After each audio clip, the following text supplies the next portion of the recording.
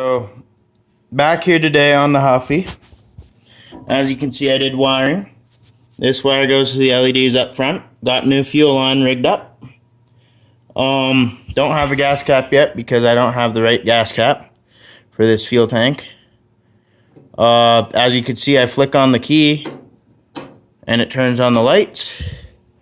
And then, so let's go ahead here and fire up.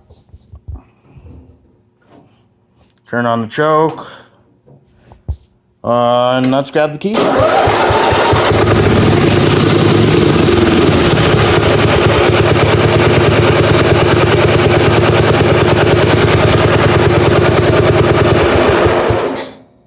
Works pretty dang good.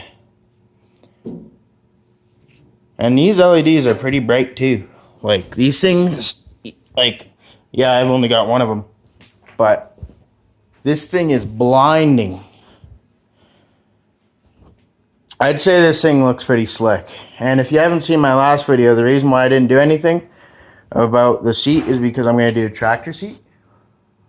And so yeah, that's the reason there. Anyways, see you guys later.